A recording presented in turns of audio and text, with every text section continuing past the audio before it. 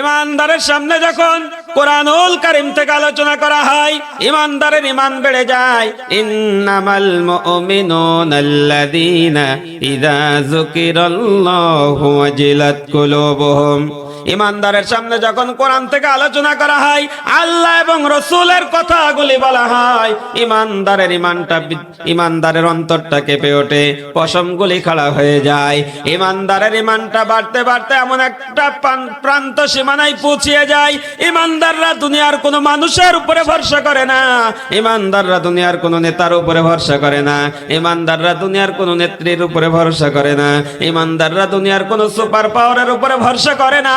ইমানদাররা ভরসা করে শুধুমাত্র কেবলমাত্র একমাত্র রব্বুল আলামিনের উপরে। কথা বলেন ঠিক কিনা? ভরসা হবে কার উপরে? সবাই বলেন। রেখো না মনেতে ভয়, বান্দা খোদার দূর হয়ে যাবে বাধা সব। তোমার আমার এক মালিক আছেন, আছেন আমাদের রব, আছেন আমাদের রব। আমাদের রব আছে না নাই? তাহলে আমরা ভরসা করব কার উপরে? এই জন্য ভাইরা আমার, ভরসা হবে আল্লাহর উপরে। এই মুসলমান কোরআন ভালোবাসে, মুসলমান কিন্তু কোরআন পড়তে পারে কি পারে? এখন যদি বলি ভাই কে কে কোরআন পড়তে পারেন, ইমাম সাহেব, হুজুর আর কয়েকজন হাত তুলবেন।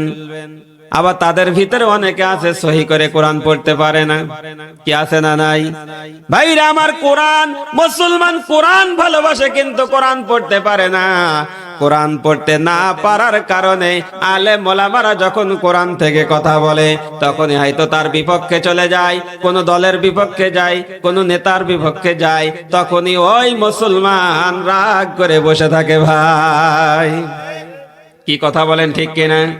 কোরআন যদি জানতাম, কোরআন যদি পড়তো, এই কোরআন যদি আমল করত, তাহলে কখনোই মুসলমান রাগ করত না। ভাইরা আমার, ছোট্ট একটা উদাহরণ দিতে চাই। মসজিদের পাশে এক হিন্দুর বাড়ি। ইমাম সাহেব বলেন, রুকুই থেকে যখন দাঁড়ায় তখন সামি আল্লাহু লিমান হামিদা বলে কি বলে না? কি বলে না? ইমাম সাহেব প্রতি নামাজেই রুকুই থেকে যখন দাঁড়ায় বলে সামি আল্লাহু লিমান হামিদা। মসজিদের পাশে হিন্দুর বাড়ি, সে একজন 40-50 বছর নামাজি, একজন মুরব্বী, 80 বছরের মুরব্বী, 40 বছর ধরে নামাজ পড়ে। মুরব্বীকে বলতেছে, ও চাচা, আপনাদের ইমাম সাহেব যে বলে হামিদা হামিদা, ও হামিদা কার মেয়ে? চাচা বলতেছে, বাবা, আমি 40 বছর নামাজ পড়ি, হামিদা কার মেয়ে আমি জানি না। আসলে বলেন, হামিদা কি কারো মেয়ে? কথা কয় মানে কি? আরো চাচা বুঝলো কি? কথা বলেন ঠিক কিনা? সামি আল্লাহু লিমান হামিদা, আমি এমন একজন রবের প্রশংসা করলাম যিনি আমার প্রশংসা শুনলেন। কথা কন ঠিক কিনা? অর্থ হলো কি? আর চাচা বুঝলো কি? চাচা নামাজ পড়ে কিন্তু কোরআন বোঝে না। ওই চাচাই কোরআনের হক কথা যখন বলা হয়, না বোঝার কারণে চাচা ইমামের উপরে রাগ করে বসে থাকে। এরা মুসলমান আপনাদের এলাকায় নাই, আমি আমার মেহেরপুরের কথা বলছি। বলছে আছে আছে, ভেজাল কি সব জায়গায় আছে নাকি? এই জন্য একজন কবি বলেছিল, দেখি ভেজাল শুনি ভেজাল, ভেজাল খাবার খাই, আশেপাশে সবই ভেজাল, আসল জিনিস নাই। ময়দাতে ইটের গোড়া, ময়দাতে ইটের গোড়া, ময়দাতে খড়ে, ভুল হয়ে গেল ভাই ছন্দটা। দেখি ভেজাল শুনি ভেজাল, ভেজাল খাবার খাই, আশেপাশে সবই ভেজাল, আসল জিনিস নাই। মরিচে দেয় ইটের গোড়া, ময়দাতে ভুসি, গরুর ঘাসে খড়ের ভেজাল, ভেজাল দেশের চাষি, ভেজাল দেখে ভেজাল খেয়ে আমরা বাঙালি সব হয়ে গেলাম শেষ। কি কথা কন ঠিক কিনা? এই জন্য বলেন, ভেজাল মুসলমান কখনো কি আল্লাহর জান্নাতে যাবে? বলেন, নকল টাকা দিয়ে কি বাজার করা যায়? তাহলে আমরা যে নামে মুসলমান হয়ে বসে আছি, কামের বেলায় নাই। বলেন এইরকম মুসলমান হলে কি আল্লাহর জান্নাত পাওয়া যায়?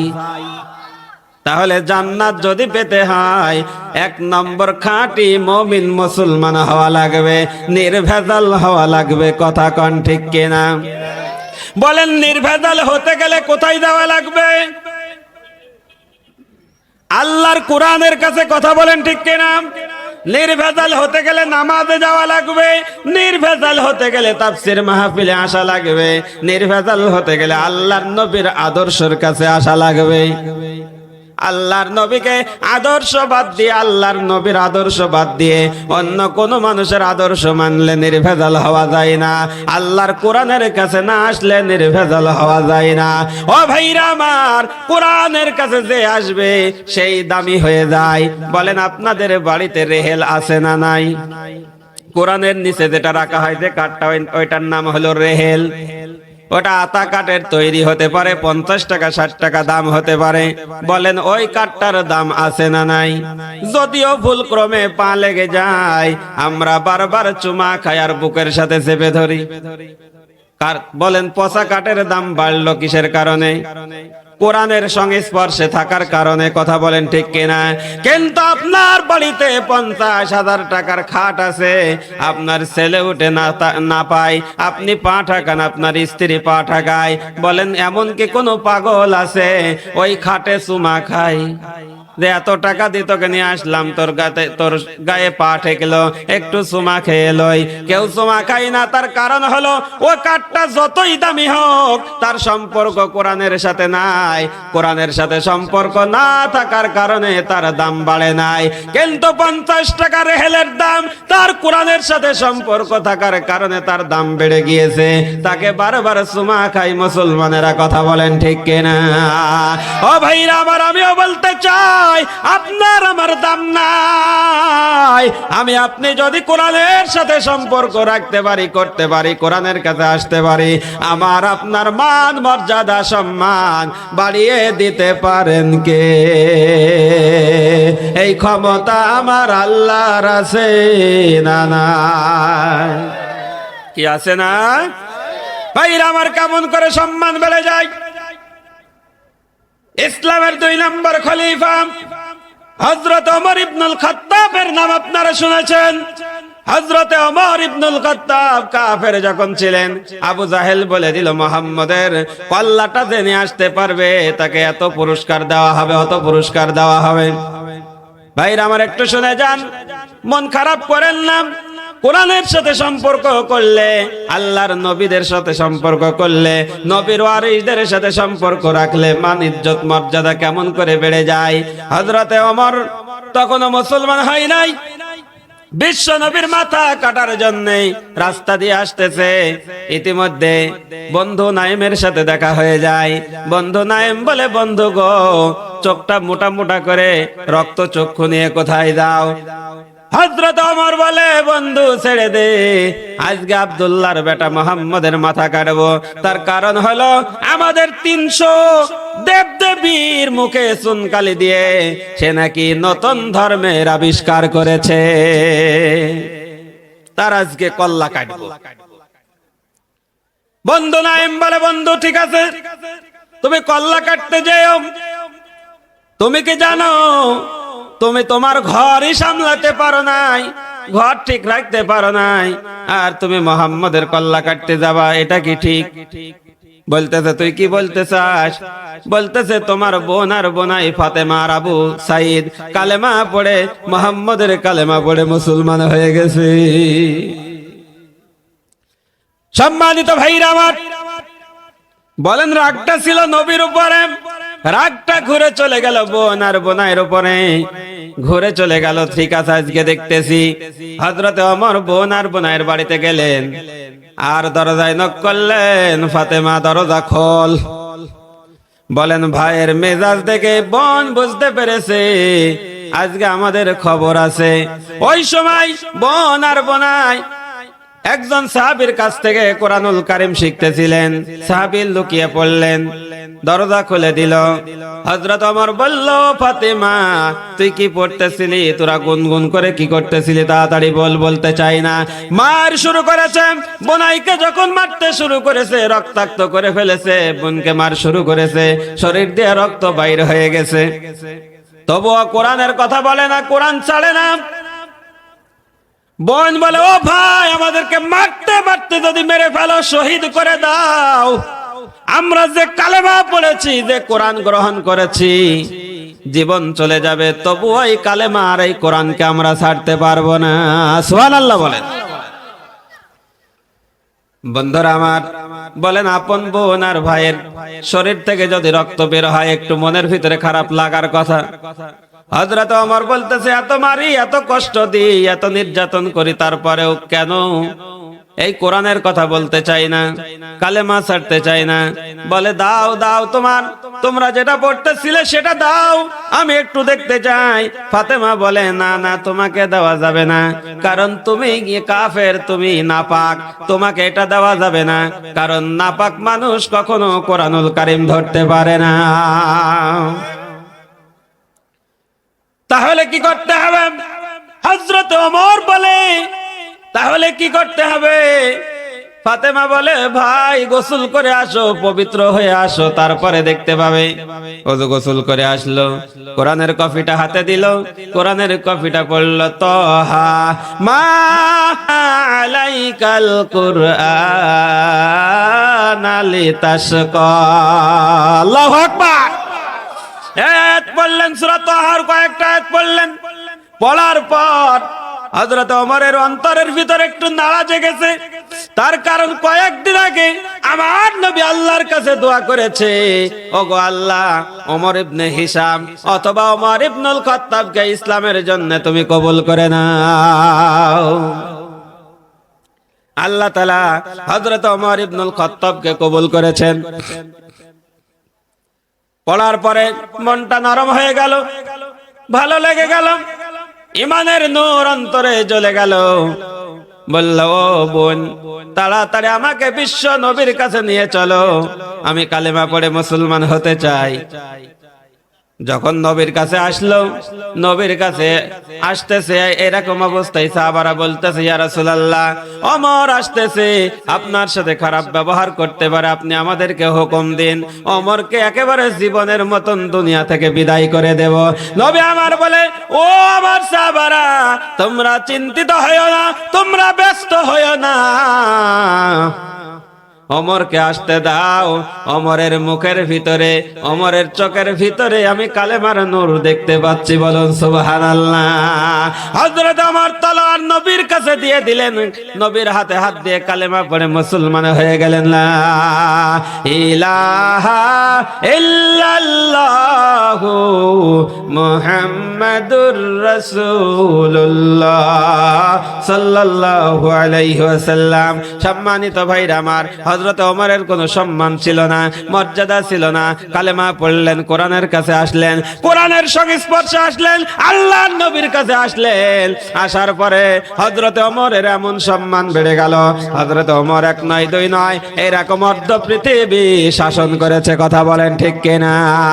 হযরত ওমর শুধু অর্ধ পৃথিবী শাসন করে নাই, হযরত ওমর দুনিয়ায় থেকে জান্নাতের সার্টিফিকেট পেয়েছে। হযরত ওমর এত সম্মান অর্জন করেছেন, আমার নবী বলেছেন, আনা খাতামুন নাবিয়্যিন লা নাবিয়্যা বা'দি ওয়ালা রাসূলা। আমার পরে যদি কেউ নবী হতো, আল্লাহ যদি নবী পাঠাতো, আমার ওমর নবী হয়ে যেত। সুবহানাল্লাহ। ভাইরা আমার, শুধু তাই না, হযরত ওমর এমন সম্মান মর্যাদা অর্জন করলেন কোরআনের কাছে আসার কারণে। একান্ত প্রিয় আপনজনেরা আমার, ওমর যে রাস্তায় হাঁটতো, ওই রাস্তায় ইবলিস শয়তান 40 দিন হাঁটতো না। বলেন, হযরত ওমরের সম্মান, মর্যাদা, ইজ্জত কোথায় এসে বাড়লো? কোরআনের কাছে। কথা কোন ঠিক কিনা? তাহলে আজকে যে আমরা কোরআনুল কারীম শুনতে এসেছি, আর ভাইরা আসে নাই, ইচ্ছা করে হয়তো আসে নাই, কাজের কারণে আসে নাই, কোরআনের কাছে আসার কারণে, তাফসীরুল কোরআন মাহফিলে বসার কারণে আমাদের সম্মান মর্যাদা বেড়েছে না কমেছে? কথা বলেন।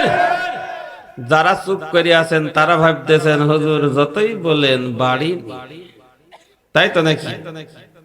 ভাইরা আমার, এখানে যতক্ষণ থাকবেন আমি একটা গ্যারান্টি দিয়ে দিতে পারি, আপনাদের আমল নামায় কোনো গুনাহ লেখা হবে না।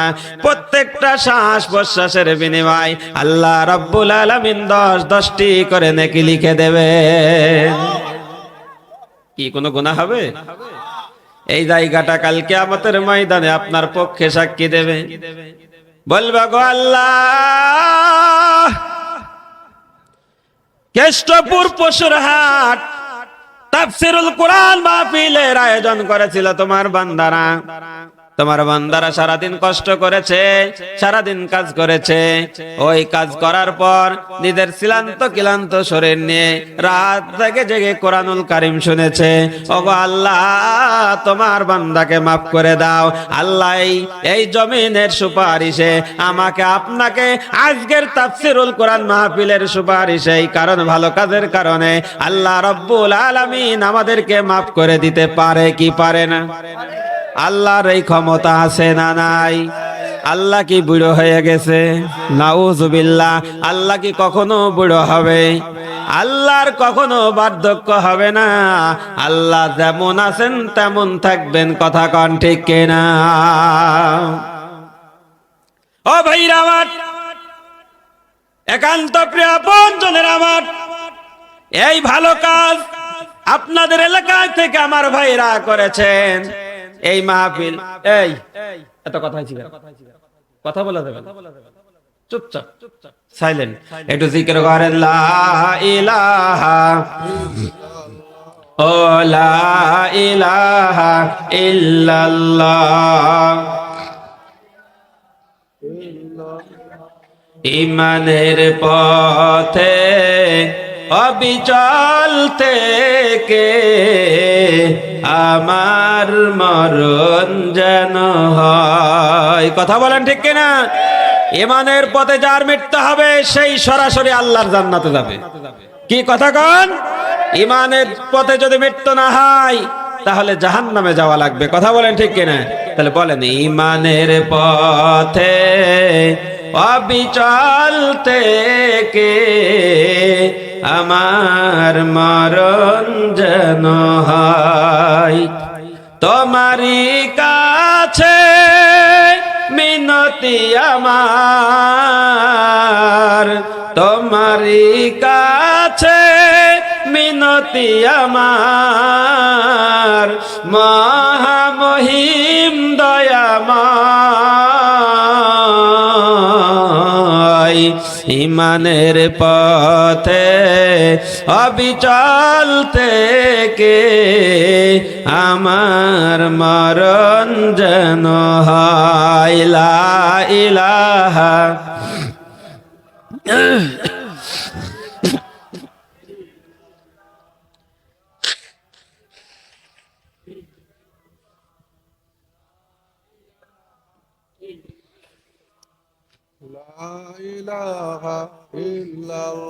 আরো জোরে লা ইলাহা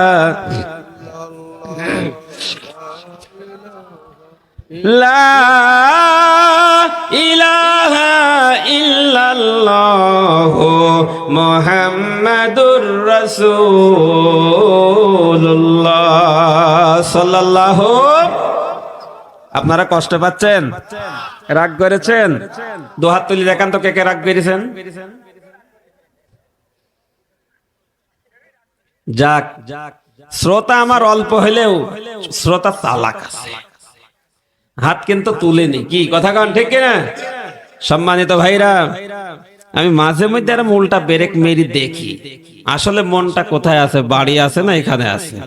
কোরআনুল কারিমে মন থাকবে ইমানদারের। কথা কন ঠিক কিনা? আজকের এই কোরআনের মাহফিল থেকে কার দিকে ডাকা হচ্ছে বলেন তো? কার দিকে? আল্লাহর দিকে। এখানে যদি ভাইরা, আজকের এই ভাইরা যদি মাহফিলের আয়োজন না করে গানের আয়োজন করত, কি করতে পারতো না? এখানে লোক বেশি হতো না? তাহলে এখানে গানের আয়োজন করলে লোক বেশি হতো, কিন্তু এখানে আল্লাহর গজব নাজিল হতো। কি কথা বলেন না কেন? কিন্তু ভাইরা আজকে কোরআনের মাহফিলের আয়োজন করেছেন, এখানে কোরআনের ব্যবস্থা করেছেন। এই কোরআনের ব্যবস্থা করার কারণে আল্লাহ রাব্বুল আলামিন এই জায়গায় 40 দিন রহমত নাজিল করবেন। বলুন সুবহানাল্লাহ। তাহলে আমরা রহমত চাই না গজব চাই? সবাই বলেন কি চাই? আমরা রহমত চাই, আমরা গজব চাই না। কথা কোন ঠিক কিনা? যারা গজব চায় তারা গজব প্রাপ্তদের অন্তর্ভুক্ত হবে, যারা রহমত চায় আল্লাহর ওলিদের অন্তর্ভুক্ত হবে।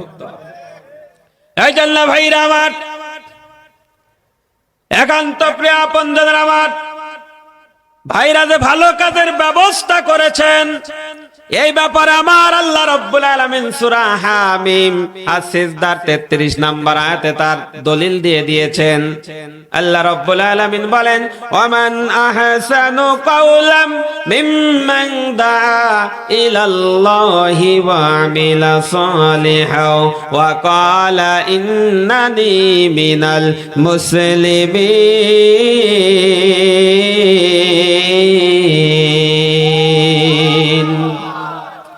আল্লাহ রাব্বুল আলামিন বলেন, তার ডাকের চাইতে আর কার ডাক ভালো হতে পারে যে আল্লাহর দিকে মানুষকে ডাকে আর নেক আমল করে আর বলে ওয়াকালা ইন্নানি মিনাল মুসলিমিন, আমি একজন মুসলমান। বলুন সুবহানাল্লাহ।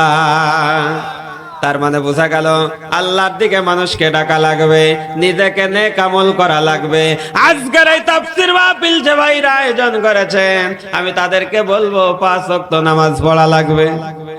কি লাগবে কিনা? আজকের শ্রোতা যারা এসেছে তাদের নামাজ না পড়লেও হবে। কি না পড়লে হবে? তাদেরকেও নামাজ পড়া লাগবে। কথা বলেন ঠিক কিনা?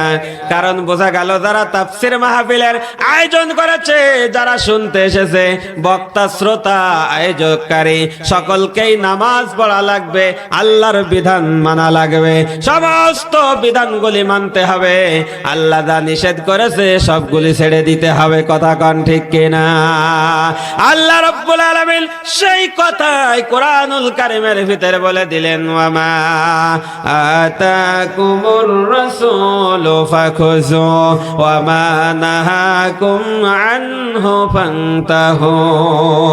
আল্লাহ রাব্বুল আলামিন বলেন, আমার নবী তোমাদেরকে যা নির্দেশ করে তা তোমরা মেনে নাও, আমার নবী তোমাদেরকে যা ছেড়ে দিতে বলে তা সব ছেড়ে দাও। কারণ আল্লাহর হুকুমগুলা সব মানা লাগবে, আল্লাহর নিষেধগুলাও সব মানা লাগবে। কথা কন ঠিক কিনা? ও ভাইরা আমার, এই দাওয়াত, এই ডাক আদম আলাইহিস সালাম থেকে মুহাম্মদ রাসূলুল্লাহ সাল্লাল্লাহু আলাইহি সাল্লাম পর্যন্ত যত নবী রাসূল এসেছে, প্রত্যেকটা নবী রাসূল আল্লাহর দিকে ডেকেছে। প্রত্যেকটা নবী রাসূল জাহান্নাম থেকে মানুষদেরকে বাঁচানোর জন্য জান্নাতের রাস্তায় ডেকেছেন। কথা কন ঠিক কিনা? এই জন্য আল্লাহ রাব্বুল আলামিন বলেন, কি আপনাদের কষ্ট হচ্ছে? আয়াত পড়ে পড়ে কথা বললে কি কষ্ট হবে? আয়াত পড়ে পড়ে কথা বললে প্রত্যেকটা হরফের বিনিময় কয় নাকি? 10 নাকি। তাহলে শুনলেও নাকি, বললেও নাকি, আমল করলেও নাকি। কথা বলেন ঠিক কিনা? তাহলে আমরা আজকে 3টাই করব ইনশাআল্লাহ। ভাইরা আমার, বন্ধুরা আমার, আল্লাহ রাব্বুল আলামিন প্রত্যেকটা নবী রাসূলকে যে দায়িত্ব দিয়েছিলেন, ওই দায়িত্ব এখন আমাদের উপরে আছে। আল্লাহ তাআলা বলেন, ওয়ালাকাদ বা'সনা ফি কুল্লি উম্মাতির রাসূলা আন ইবুদুল্লাহা ওয়াজতানিবুত তাগুত। আল্লাহ রাব্বুল আলামিন বলেন, ওয়ালাকাদ বা'সনা ফি কুল্লি উম্মাতির রাসূলা, আমি যুগে যুগে যত নবী রাসূল প্রেরণ করেছি, যত নবী রাসূলকে পাঠিয়েছি, তারা একই দাওয়াত দিয়েছে, আনে ইবুদুল্লাহ, গোলামি করো, দাসত্ব করো, ইবাদত করো আল্লাহর। তাহলে গোলামি হবে কার? দাসত্ব হবে কার? ইবাদত হবে কার? আর বললেন ওয়াজতানিবুত তাগুত, তাগুতকে বর্জন করো। তাগুত কারা? যারা আল্লাহর বিধান মানে না, যারা মানতে চায় তাদেরকে মানতে দিতে চায় না, তারাই হলো তাগুত। এখন বলেন আল্লাহ নিষেধ করেছেন তাগুতের সাথে বন্ধুত্ব করতে। এখন যদি আপনি তাগুতের সাথে বন্ধুত্ব করেন, ভালোবাসা করেন, আল্লাহর কোরআন যারা পছন্দ করে না, আল্লাহর কোরআনের আইন যারা পছন্দ করে না, আল্লাহর কোরআনের বিধান যারা পছন্দ করে না, আল্লাহর কোরআনকে যারা ডাস্টবিনে নিক্ষেপ করতে চায়, তাদের সাথে যদি বন্ধুত্ব করেন, আপনার মুমিনত্ব ক্যান্সেল হয়ে যাবে। কি যাবে না? এটা কোরআনে আছে। আল্লাহ রাব্বুল আলামিন বলেন লা ইয়াত্তাখিযুল মুমিনুনাল কাফিরিনা আউলিয়া মিন দুনিল মুমিনিন।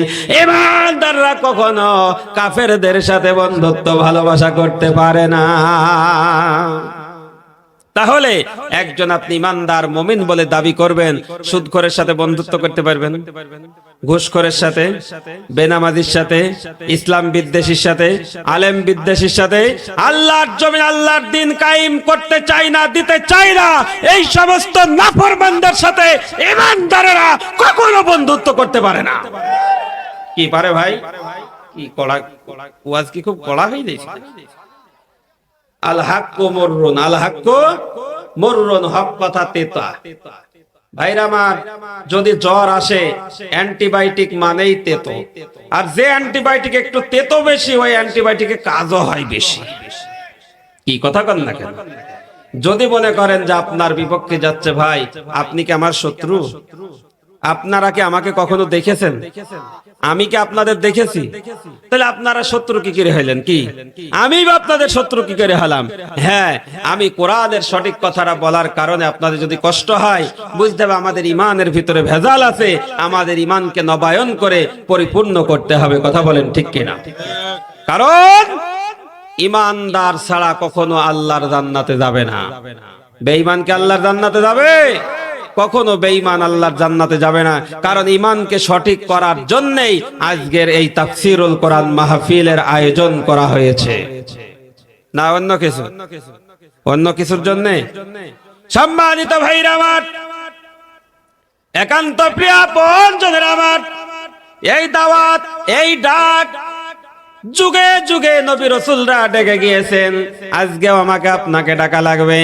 হযরতে নূহ আলাইহিস সালাম তার কওমকে ডেকেছেন, ওয়া ইলা লাকাদ আরসালনা নূহান ইলা কওমিহি ফাকালা ইয়া কওমি ইবুদুল্লাহা মা লাকুম মিন ইলাহিন গায়রু ইন্নী আখাফু আলাইকুম আযাব ইয়াউমিন আযীম। আল্লাহু আকবার। হযরত নূহ আলাইহিস সালাম তার দেশবাসীকে, তার কওমকে ডেকে ডেকে বললেন, আনে ইবুদুল্লাহ, গোলামি করো, দাসত্ব করো। আল্লাহ ছাড়া কোনো মাবুদ নাই, আল্লাহ ছাড়া কোনো ইলাহা নাই, আল্লাহ ছাড়া কোনো আইন দাতা, আল্লাহ ছাড়া কোনো রিজিক দাতা আছে? আল্লাহর আইনের কথা বললে অনেকের রাগ হয়। ভাইরা আমার, যারা রাগ করে তারা জানে আল্লাহর আইন যদি প্রতিষ্ঠিত হয়ে যায়, চুরির বিচার যদি কোরআন দিয়ে হয়, তাহলে ওই যে কলমের গুতায় লক্ষ কোটি টাকা জনগণের আত্মসাৎ করি, ওই আত্মসাৎ করার কারণে তো হাতটা কেটে নেবে। তাই তারা বলে ওসব কোরআনের আইন টাইন দরকার নেই গো। কি বলে না? আবার যে জিনা করেন, ভাইরা আমার বলেন আমাদের সমাজে জিনা আছে না নাই? যদি কোরআনের আইন প্রতিষ্ঠিত হয়ে যায় আর ওই জিনাখোরকে যদি ধরা হয়, বিবাহিত যদি জিনাখোর হয়, তাকে বুক পর্যন্ত পুঁতে পাথর মেরে হত্যা করা হবে। অবিবাহিত হলে 100 বেতাঘাত করে তাকে শেষ করে দেওয়া হবে। ভাইরা আমার বলেন, যারা জিনাখোর শয়তান, তারা কখনোই চাইবে না আল্লাহর আইন প্রতিষ্ঠিত হোক, কোরআনের আইন দিয়ে জিনার বিচার করা হোক। কি চাইবে?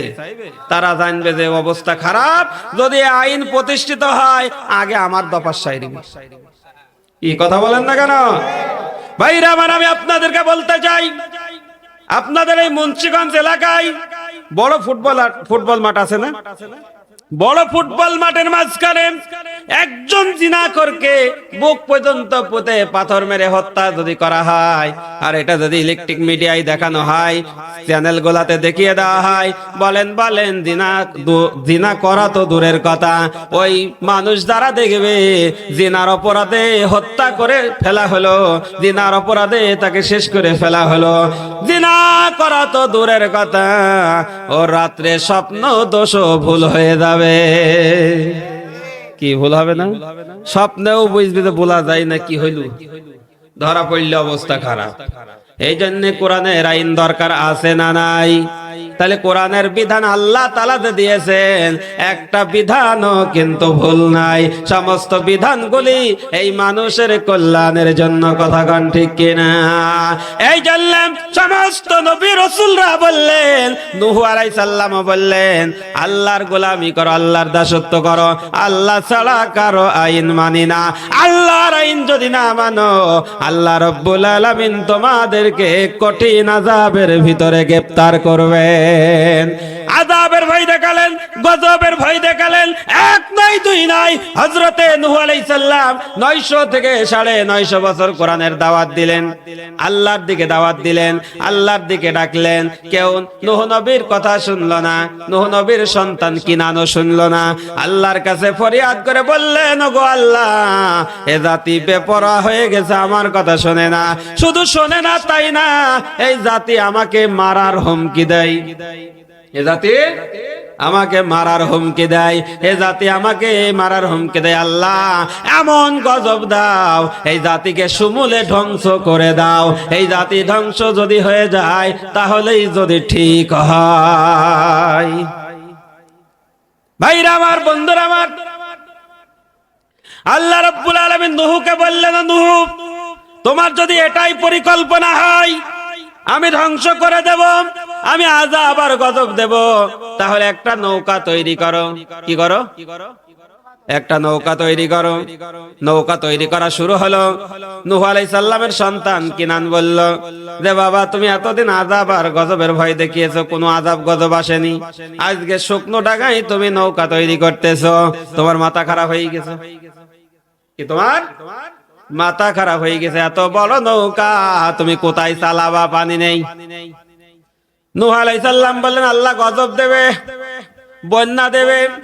এই বন্যা যখন হবে, সমস্ত সব ধ্বংস হয়ে যাবে, সব ডুবে যাবে। তখন নূহ আলাইহিস সালামের সন্তান কিনান বলে, বাবা, ওই যে বড় পাহাড় দেখতেছো, ওই বড় পাহাড়ের উপরে উঠে পড়বো, তোমার আল্লাহ আমাকে ধ্বংস করতে পারবে না। বলেন, আল্লাহর ক্ষমতা আছে না নাই? আল্লাহ রাব্বুল আলামিন নূহকে বললেন, নূহ, তুমি চিন্তা করো না, তৈরি করতে থাকো। তৈরি করতে করতে যখন নৌকা তৈরি হয়ে গেল, ভাইরা আমার, নূহ নবীর ওই সম্প্রদায়ের লোক এত বেপরোয়া হয়ে গেল, যখন নৌকা তৈরি হয়ে গেল, নৌকার ভিতরে পায়খানা ফেরা শুরু করলো। কিভাবে গজব, কিভাবে নৌকায় উঠে তোরা বাসিস দেখব। বলেন, এরকম শত্রুতা করে কি করে না? নূহ নবীর নৌকায় পায়খানা ফিরতে ফিরতে ফিরতে ফিরতে পায়খানায় নূহ নবীর নৌকা লোড হয়ে গেছে। নূহ নবী বলে, আল্লাহ দেখো, 950 বছর দাওয়াত দিলাম, আমার দাওয়াত তো কবুল করলই না, আযাব গজবের ভয় দেখালাম, ভয় তো করলই না। তাদেরকে ধ্বংস করার জন্য তোমার কাছে বললাম, তুমি নৌকার কথা বললে, নৌকা তৈরি করলাম। এ জাতি নৌকায় পায়খানা পেরেছে, নৌকা পুরো পরিপূর্ণ করে দিল। এখন কি হবে? আল্লাহ বলেন, ওমাকারু ওমাকারাল্লাহ আল্লাহু খায়রুল মাকিরিন। ও আল্লাহ তাআলা বলে দিল, নূহ, তোমার ওই জাতির লোকেদের পরিকল্পনা যে জায়গায় শেষ হবে, আমি আল্লাহর পরিকল্পনা, রাজনীতি, আমি আল্লাহর কৌশল ওই জায়গায় থেকে শুরু হয়ে যাবে। একজন বুড়ি বলতেছে যে, সবাই তোরা নূহ নবীর নৌকায় পায়খানা ফিরে স্বর্গে যাবি, আমি বুড়ি বলে কি পায়খানা ফিরতে পারবো না? আমিও ফিরবো। পায়খানা ফেরার জন্য নৌকায় উঠে পড়ল। পায়খানা ফিরে যাই, উঠতে গেল, আল্লাহ মাথার ভিতরে একটা চক্কর মেরে পায়খানার ভিতরে ফেলে দিল। কি আল্লাহ পারে না? পায়খানার ভিতরে পড়ে যাই হাবুডুবু খাচ্ছে। ডুব মেরে উঠে দেখছে ও বুড়ি ছিল, ও বুড়ি থেকে একেবারে ছুরি হয়ে গেল। বলেন একজন ঝুনঝুনি বুড়ি যদি মুরব্বী যদি যুবক হয়ে যায়, সুন্দর হয়ে যায়, বলেন কৌতূহল জাগে কি জাগে না?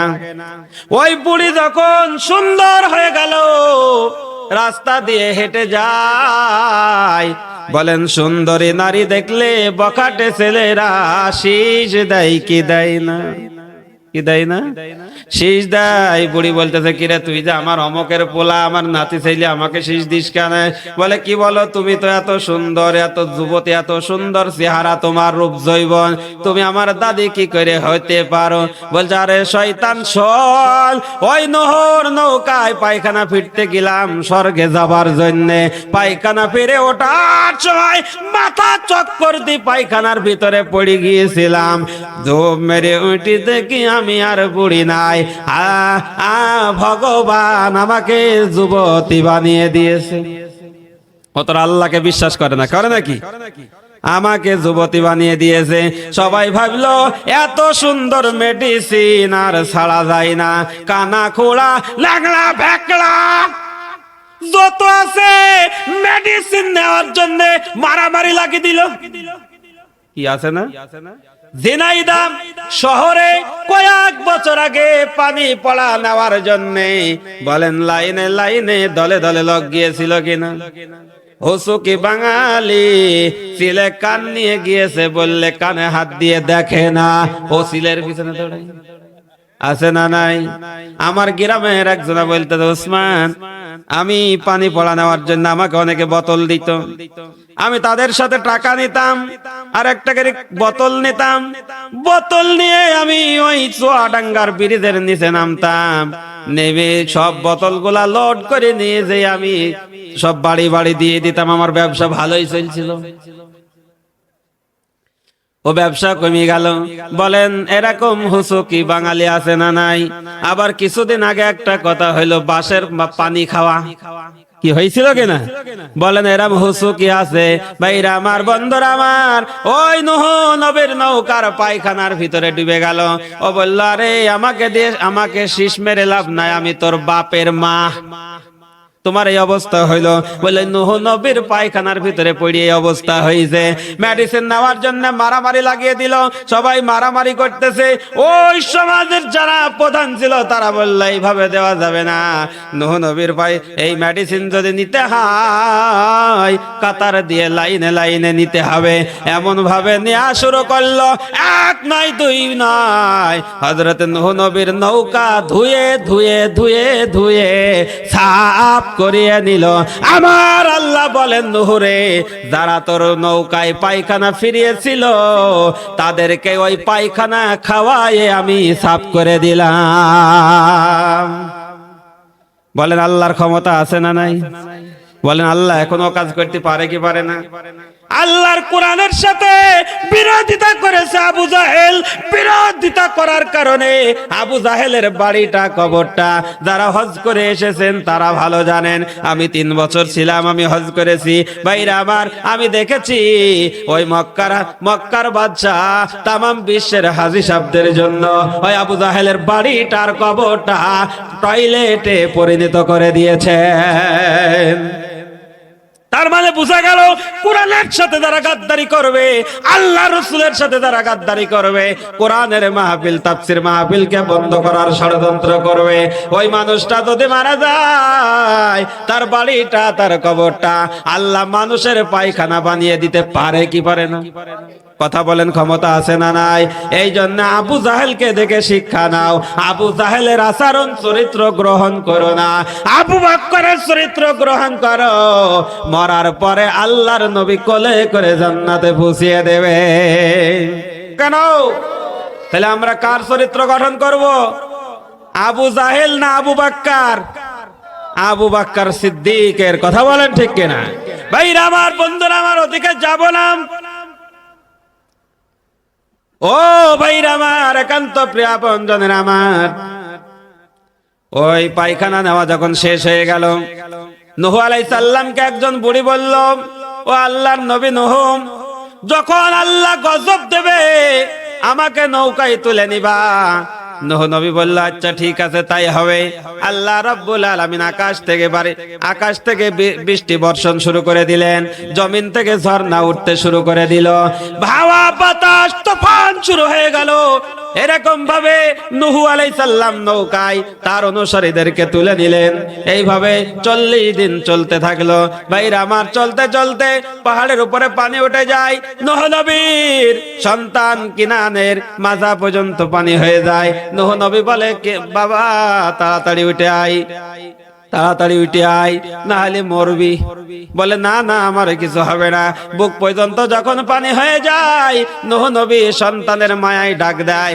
আমার আল্লাহ বলেন, নূহ রে, তোর সন্তান যখন তোর কথা শোনে নাই, এখন মৃত্যুর সময় তুই যদি আহাল বলে দাবি করিস, সন্তানকে সন্তান বলে দাবি করিস, আমি আল্লাহ তোর নামটা নবীর দপ্তর থেকে কেটে দেব।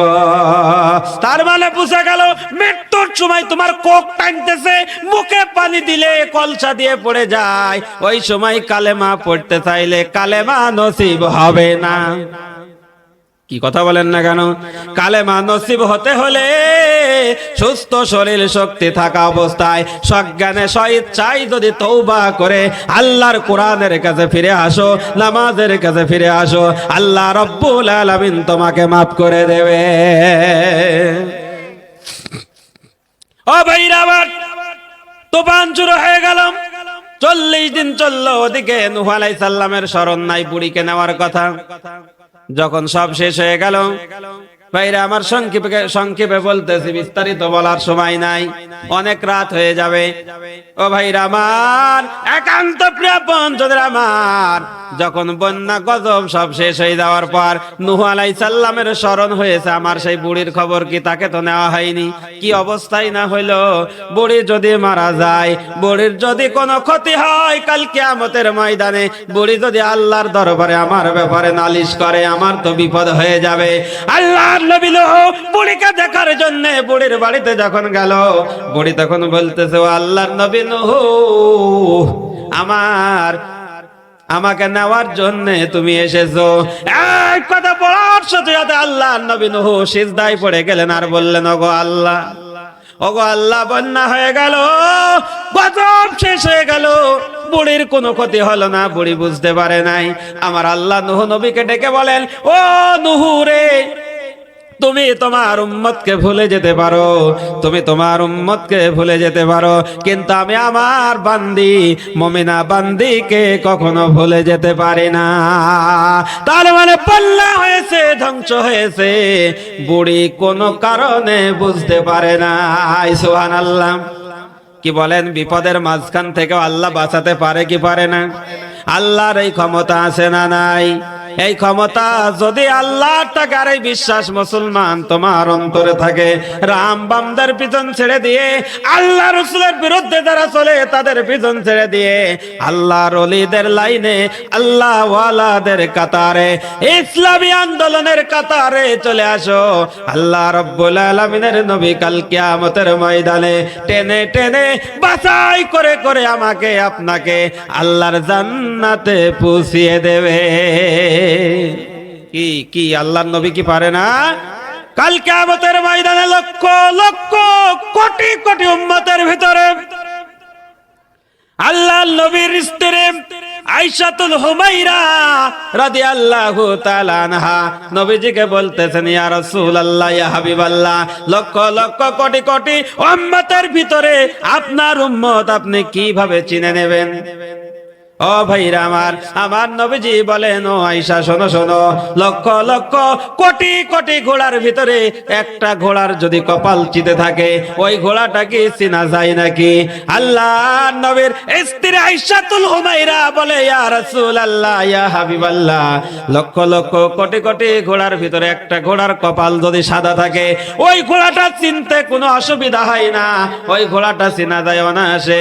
আল্লাহর নবী মুহাম্মদুর রাসূলুল্লাহ রাসূলুল্লাহ সাল্লাল্লাহু আলাইহি সাল্লাম বলেন, যারা আমার উম্মত হবে, যারা 5 ওয়াক্ত নামাজ পড়বে, ইসলামী আন্দোলন করবে, ইসলামের পক্ষে থাকবে, আমি নবীর আদর্শ বাস্তব জীবনে, ব্যক্তিতে, পরিবারে, সমাজে, আন্তর্জাতিক জীবন পর্যন্ত আমি নবীর আদর্শ মেনে চলবে, কাল কিয়ামতের ময়দানে ওযুর স্থানগুলা তাদের চকচক করতে থাকবে।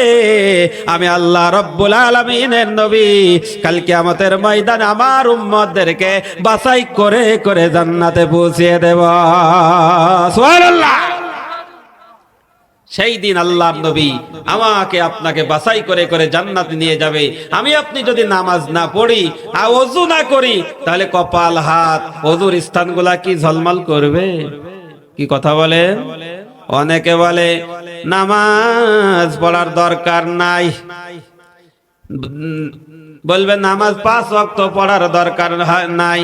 ধ্যান যদি হয় দিলের নামাজ, পাঞ্জিকানা নামাজ পড়া লাগে না, লাগে না।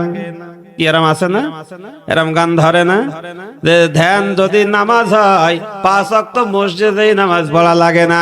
এরকম গাঁজাখড়ি কথা এলাকার মানুষ বলে না, বুঝি বলে বলে তাহলে এরকম গাঁজা খেয়ে উল্টো পাল্টা বলে, তাই না? আমাদের এলাকায় আবার কিছু লোক আছে গাঁজা খেয়ে এরকম গান ধরে, একটা নেতে যেমন তেমন, দুইটা নেতে মাজা, তিনটা নেতে উজির নাজির, বাবা 4টা নেতে রাজা, আমি মস্ত বড় খাজা। কি আছে না এরকম? গাঁজা খায়, 1 ওয়াক্ত নামাজ পড়ে না, 5 ওয়াক্ত গাঁজা ঠিকই খাই। ও ভাইরা আমার, একান্ত প্রিয় আপনজনের আমার, হারাম কাজ ছাড়তে হবে, হালাল দিকে আসতে হবে, আল্লাহর বিধানের দিকে আসতে হবে। আল্লাহর নবী বলেছেন, বাল্লিগু আন্নি ওয়ালাউ আয়া, তুমি যে বাক্যটা জানো আমার পক্ষ থেকে সেই দাওয়াতটা পৌঁছিয়ে দাও। ভাইরা আমার, একান্ত প্রিয় আপনজনের আমার, নূহ নবী দাওয়াত দিলেন কিসের দিকে? আল্লাহর দিকে। কথা বলেন ঠিক কিনা? আমাদের নবী মুহাম্মদুর রাসূলুল্লাহ সাল্লাল্লাহু আলাইহি সাল্লাম তিনিও দাওয়াত দিয়েছেন আল্লাহর দিকে। লা ইলাহা ইল্লাল্লাহু মুহাম্মাদুর রাসূলুল্লাহ। কি এ কালেমার দাওয়াত দেয়নি? কি দিয়েছেন কিনা? ভাইরা আমার, বন্ধুরা আমার, সর্বপ্রথম আমার আপনার নবী 40 বছরে যখন নবুয়তি লাভ করলেন, 40 বছর যখন হয়ে গেল, 40 বছরের আগ পর্যন্ত নবীকে মক্কাবাসীরা বলেছে আল আমিন, বলেছে আস-সাদিক, সব চাইতে ভালো মানুষ। কি বলা হয়েছে কিনা? কি আপনারা কি কষ্ট পাচ্ছেন? আমি কি শেষ করে দেব? তাহলে ওইদিকে তাকাচ্ছেন কেন? এদিকে তাকান, একটু জিকির করেন লা ইলাহা, জোরে লা ইলাহা,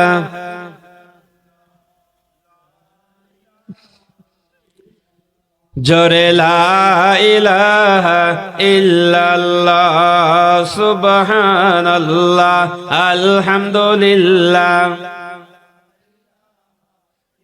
আসমানে আল্লাহ, জমিনে আল্লাহ, আসমানে আল্লাহ, জমিনে আল্লাহ, হায়াতে আল্লাহ, মৌতে আল্লাহ, লা ইলাহা, জোরে লা ইলাহা, লা ইলাহা ইল্লাল্লাহু মুহাম্মাদুর রাসূলুল্লাহ সাল্লাল্লাহু আলাইহি ওয়াসাল্লাম। ভাই, আর একটু সময় দেওয়া যাবে না? আপনাদের কি কষ্ট হচ্ছে? আর আধা ঘন্টা সময় দিলে ইনশাআল্লাহ আমরা দোয়া করে বাড়ি যাব। কি পারবেন না? ভাইরা আমার, বন্ধুরা আমার, একটু আমার আপনার নবীর দাওয়াতটা শুনে যান। ভাইরা আমার, অন্য নবীরা দাওয়াত দিয়েছেন, অন্যান্য নবীদের মুজিজা ছিল, এক একজনের এক একটা মুজিজা আল্লাহ তাআলা দান করেছিল। হযরতে হযরতে ঈসা আলাইহিস সালামের মুজিজা ছিল। ঈসা আলাইহিস সালাম অন্ধ লোকের চোখে হাত বুলিয়ে দিলে চোখ ভালো হয়ে যেত। হযরতে মূসা আলাইহিস সালামের মুজিজা ছিল, মূসা আলাইহিস সালামের একটা লাঠি ছিল, লাঠিটা ছেড়ে দিলে সাপ হয়ে যেত। কথা বলেন ঠিক কিনা? ঈসা আলাইহিস সালাম বিদায় নিয়েছে, ঈসা আলাইহিস সালামের কোন উম্মত অন্ধকে ভালো করতে পারে নাই। মূসা আলাইহিস সালাম বিদায় নিয়েছে, মূসা আলাইহিস সালামের লাঠি কোনদিন সাপ হয় নাই। কিন্তু আমার আপনার নবীর মুজিজা আল্লাহ তাআলা দান করেছিলেন ৪৫০০০, তার ভিতরে সর্বশ্রেষ্ঠ মুজিজা মহাবিশ্বের মহাবিশ্বয় মহাবিশ্বের মহাবিশ্বয় মহাগ্রন্থ আল কোরআন। জোরে জোরে বলেন আলহামদুলিল্লাহ। ৪৫০০০ মুজিজার ভিতরে সর্বশ্রেষ্ঠ মুজিজা হলো মহাগ্রন্থ আল কোরআন। বলেন লাঠি বিদায় হয়েছে, অন্ধত্ব কেউ ভালো করতে পারে নাই। আমার আপনার নবীর মুজিজা কোরআন আমাদের মাঝে আছে না নাই?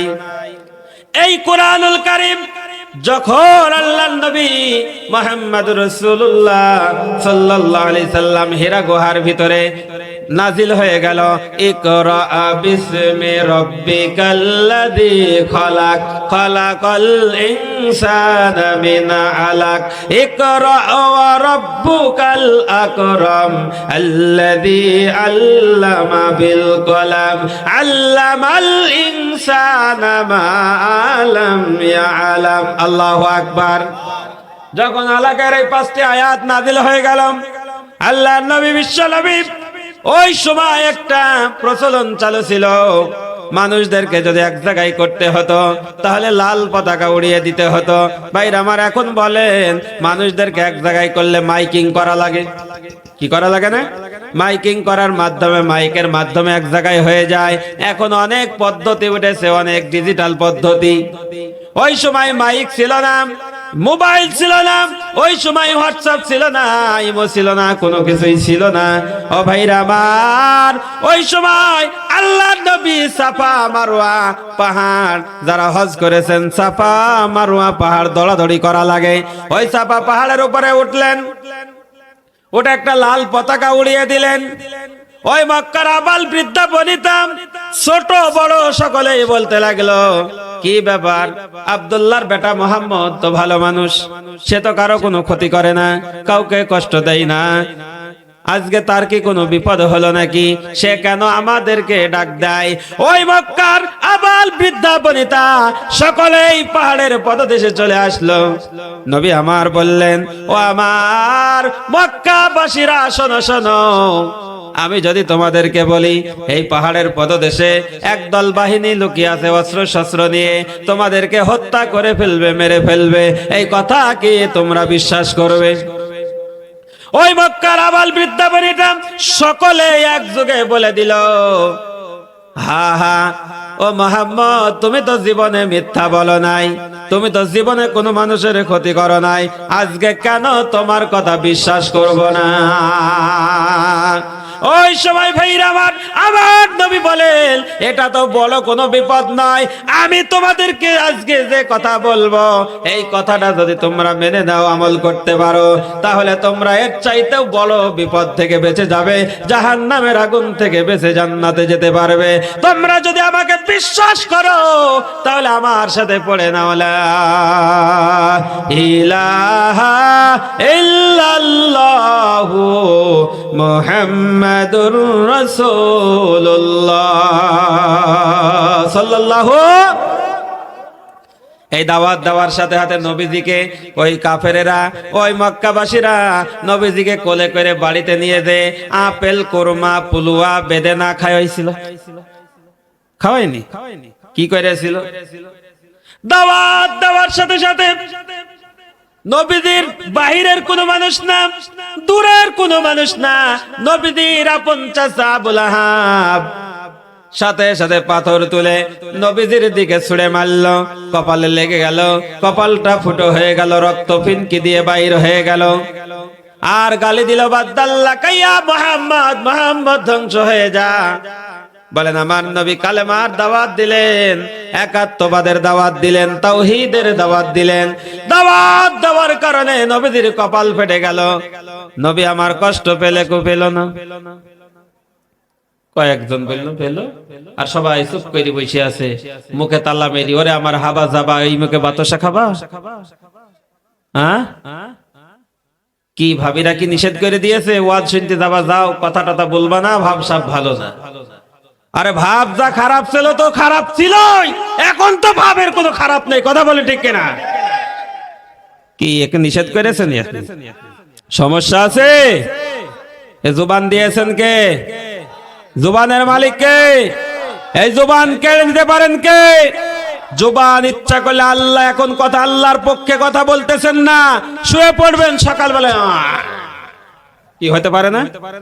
কথার জুবান দিয়ে বের হবে না। কয়েকদিন আগে একটা ভিডিও দেখলাম, এক হুজুর, আলহামদুলিল্লাহ আল্লাহ তার জুবানকে আবার ঠিক করে দিয়েছেন।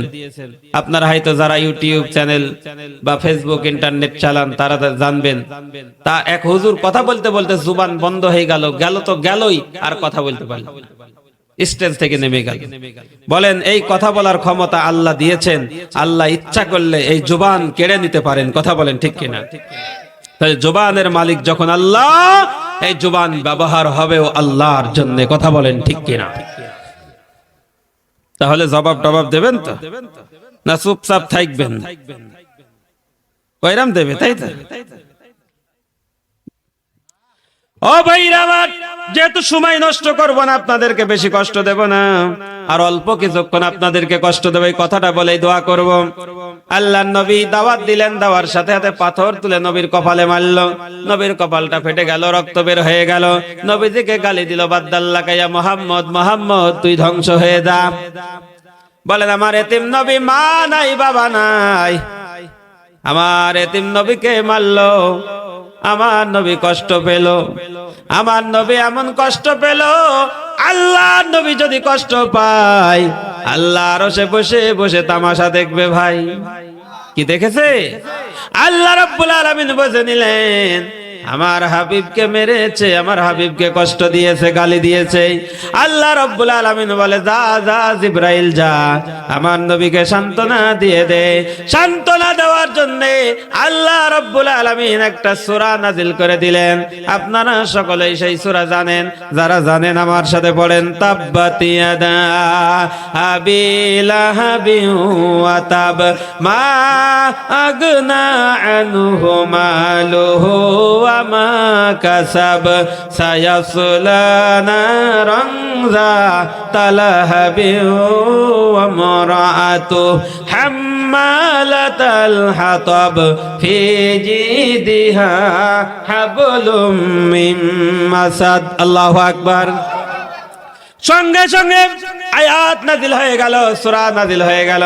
হে নবী, আপনাকে কষ্ট দিয়েছে, আপনাকে আবু লাহাব মেরেছে, কষ্ট দিয়েছে, গালি দিয়েছে। আবু লাহাবের 2 হাত ধ্বংস হয়েছে, আবু লাহাবের সম্পদ, আবু লাহাবের মাল, আবু লাহাবের সন্তান সন্ততি যা কিছু ছিল সব কিছু শেষ হয়ে গেছে, আবু লাহাবের কোনো কাজে লাগে না।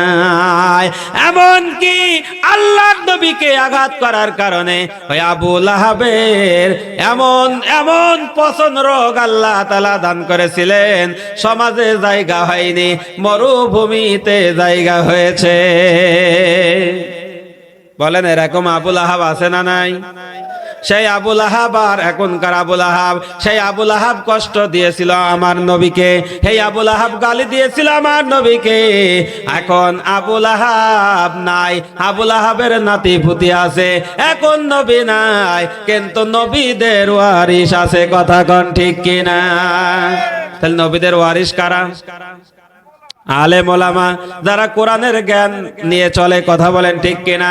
মা ভাইরা আমার, তাহলে নবীকে কষ্ট দেওয়ার কারণে, নবীকে আঘাত করার কারণে আবু লাহাব যদি ধ্বংস হয়ে যায়, আবু লাহাবের হাতে পোকা হয়, আবু লাহাব যদি দুনিয়া থেকে লাঞ্ছিত হয়ে অপমানিত হয়ে বিদায় হয়, ও ভাইরা আমার, আবু লাহাবের নাতি পুতি তোমরা যারা আছো, তোমরা শুনে রাখো, আজকেও যদি আবু লাহাবের আচরণ তোমরা গ্রহণ করো, তোমাদের হাত, তোমাদের সম্পদ, তোমাদের ছেলে সন্তান কোনো কাজে আসবে না।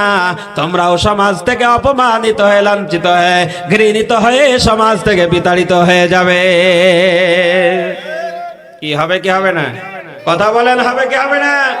যুগে যুগে ভাইরা আমার, নমরুদ বিয়াদবি করেছিল, জুতার বাড়ি খেয়ে ওই নমরুদ দুনিয়া থেকে বিদায় হয়েছে। কথা বলেন ঠিক কিনা? নমরুদের আচরণ বুশ করেছিল, বুশও জুতার পিটা খেয়ে ওই মস্তক থেকে নেমেছে। কথা বলেন ঠিক কিনা? কি বুশকে জুতা মেরেছিল না? এই জন্য বুশ নমরুদের মতন আচরণ যদি তুমি করো, আজও তুমি জুতা খাবা। আল্লাহর নবীর উত্তরসূরি আছে, এমন জুতা পিটা করবে যা তুমি টের পাবা না। কি কথা বলেন না কেন? এই জন্য আমাদেরকে ঈমান গ্রহণ করতে হবে, ঈমানের পক্ষে থাকতে হবে, ইসলামের পক্ষে থাকতে হবে। এরকম কোরআনের মাহফিল, তাফসীর মাহফিল যখন করা হবে, তখন শক্তি দিয়ে, বুদ্ধি দিয়ে, শ্রম দিয়ে, টাকা দিয়ে, পয়সা দিয়ে হলে আল্লাহর কোরআনের মাহফিল, আল্লাহর বিধানকে প্রতিষ্ঠিত করার জন্য সর্বোচ্চ চেষ্টা করা লাগবে। কথা বলে ঠিক না বেঠিক? যারা আল্লাহর কোরআনের দিকে মানুষকে ডাকে, তারাই সত্য কথা বলে, তারাই সঠিক পথে চলে। কথা বলেন ঠিক কিনা? এই জন্য ভাইরা আমার, আল্লাহ রাব্বুল আলামিন কোরআনুল কারীমের সূরা মাইদার 67 নম্বর আয়াতে সেই কথাই বলে দিলেন। এখানে ইহুদি, খ্রিস্টান, মুসি, বৌদ্ধ, অন্য কোন ধর্ম বর্ণের কথা আল্লাহ তাআলা বলেন নাই।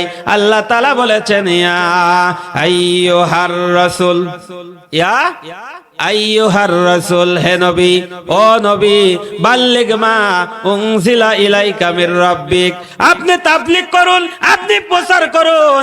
মা উনজিলা ইলাইকা মির রাব্বিক, আমি আল্লাহ আপনার উপরে যা নাজিল করেছি। বলুন বলুন, আল্লাহ আল্লাহর নবীর উপরে কি নাজিল করেছেন? হ্যাঁ, কোরআন শরীফ। ওই কোরআন নাজিল করেছে, আল্লাহর নবী প্রচার করেছে, আর ওই প্রচারের দায়িত্ব আমাদের উপরে পড়েছে। কথা বলেন ঠিক কিনা?